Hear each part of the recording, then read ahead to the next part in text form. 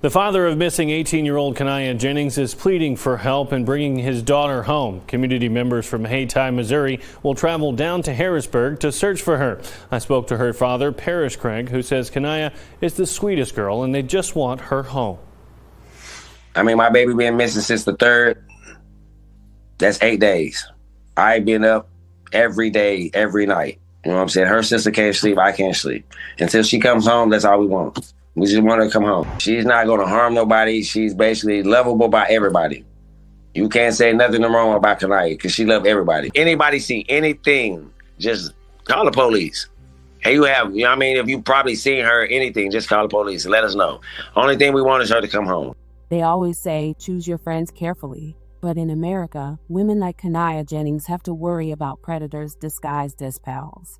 Because somehow, even the smallest act of kindness turns into a death sentence when the wrong man is involved. Kanaya wasn't supposed to become another headline, another hashtag, another woman sacrificed because a grown boy with a fragile ego decided he deserved control over a life he didn't build. But here we are, watching a young black woman's future get snatched away because somebody's son woke up one morning and chose violence instead of therapy. Again. And what makes it worse? Everybody saw the storm coming except the person stuck in it. That's the pattern.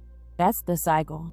And that is why we're here today, to talk about how a kind, hardworking young woman trying to hold her life together ended up paying the ultimate price for somebody else's chaos.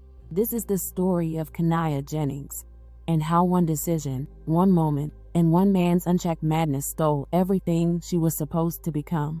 Welcome to the American Crime Femicide channel.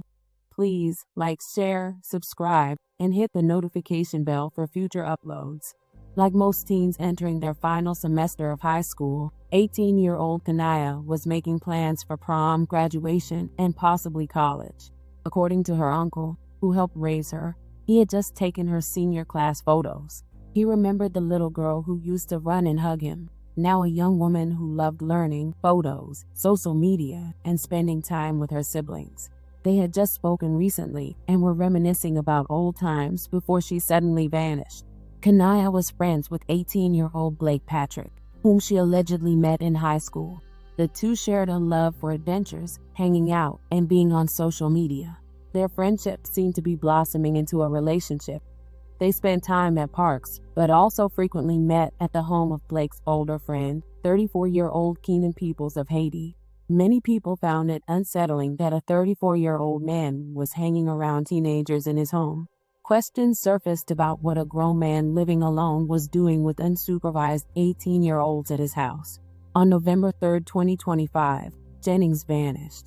Her siblings and parents immediately began calling around, contacting friends, notifying authorities, and posting her pictures on social media. By the next day, November 4th, Blake had been arrested in Pemiscot County, Arkansas, after Keenan reported his 2017 white Nissan Frontier stolen. The incident report stated, on November 4th, 2025, at approximately 4 a.m., Haiti officers responded to the 200 block of North Ash in reference to a past tense stolen vehicle. Officers obtained the vehicle information, a 2017 Nissan Frontier, white. While investigating, officers were informed that the suspect who stole the vehicle possibly had a female with him. That female was identified as Kaniah Jennings, reported missing out of Portageville, Missouri. At approximately 2:40 p.m., Haiti PD was notified that Pemiscot County Sheriff's Office had a white male in custody and had located the vehicle. The truck Patrick was driving was found abandoned at a Sonic drive-in in Harrisburg, Arkansas. With Blake in custody and still no sign of Kanaya, her family and friends began to panic. Social media activists began receiving messages alleging that Keenan and Blake had a history of door dashing together and acting as makeshift taxi drivers to lure girls into the truck. Within days, her father appeared on the news pleading for her safe return. Community searches were organized around Haiti and rural areas where she might have been left. Y'all done burnt my bridges. When I went up there by that thing at 8 o'clock, and it wasn't number 6 people. That little girl is black, and I ain't racist or nothing. I'm a little favoritism for my black people, but I'm not racist by far. But You mean to tell me how the fuck come that motherfucking place wasn't packed with black people? Now, if she was of a motherfucking Caucasian descent, they got the planes, the dogs, the automobiles, and everything out. And it was only like 5 black people out there. What the fuck are we got going on? 4 of them was police. And the 4 of them was police officers. Please tell me what the fuck y'all got going on. And then you wonder why we can't get shit together. Motherfuckers is never united on nothing. This baby is missing. And even if you didn't do nothing but come out there and pray or something, get y'all motherfucking ass up and do something. You can't expect to motherfucking win when y'all ain't working. Shit. Baby, she got with that white boy and motherfucker ain't seen her since, baby. She got... I'm gonna say this. Huh? They better be on there, because they show was on there when you was talking shit about. Come on. Go live. When I go live, they eat it down, baby. When it's some negative Come shit. on. They love negative shit. They love negative shit. Here. Yeah, this real life shit. The motherfucking parents don't know where they motherfucking daughter out. It's cold out here. It is cold. It's cold in the motherfucker out here. And this motherfucking baby out here some motherfucking where. And God forbid if she in a bad motherfucking way. It's fuck. We in coyote land. We in motherfucking outdoor land. If that baby left outside some motherfucking where the element and the animals, nah, y'all need to get y'all motherfucking ass up. Pray, help, do something. If y'all in Tennessee, look on the back road in Tennessee. If y'all by Jonesboro, look by Jonesboro. Shit. If y'all going to Blytheville, look by Blytheville. The fuck? We outside with it. Is this thing still going? Yeah. The fuck y'all talking about? We is outside with it, baby. Outside. I would go through there, but Yes, he been found. Both it's a white boy and a black boy was the last known people that they seen her with, and they both in jail, but ain't neither one of them saying nothing that we know of. that we know of. You know what I'm saying? I don't know if they said nothing, but they ain't told her. They ain't said where the little baby at, cause we out here looking. They ain't said nothing worth talking about, cause we out here motherfucking looking. The white boy got a rap sheet longer than your arm when it come to domestic and assault and trickery towards women. It's happened, like I told you, that happened to my niece people up in Kansas City. Man, come on, man. We out here looking in the highways and the byways. Yeah, they ain't talking.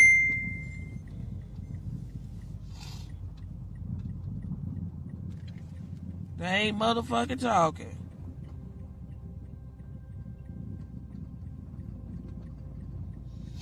I don't know what's going on. I just want the little girl found.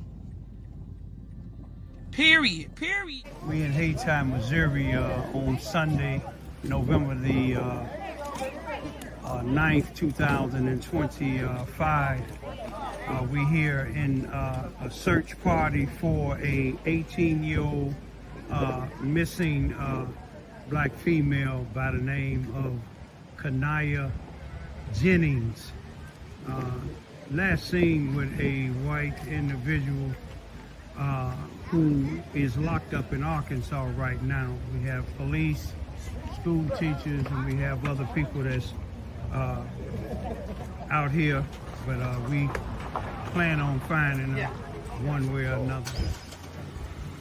We have police, sheriff, and we have some of everybody out here, y'all.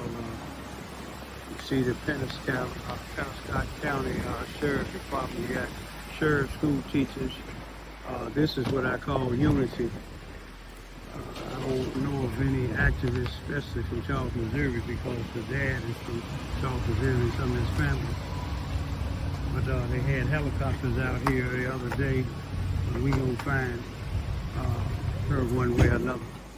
We back here in some wooded area. I don't know what it is, but we got a crew that's really dedicated.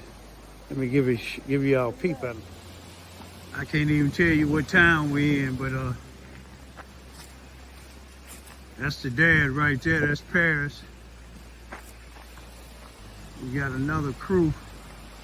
We got two crews we done met up. We was coming from this way, that way. And this is the other crew. They was coming from the other way, and we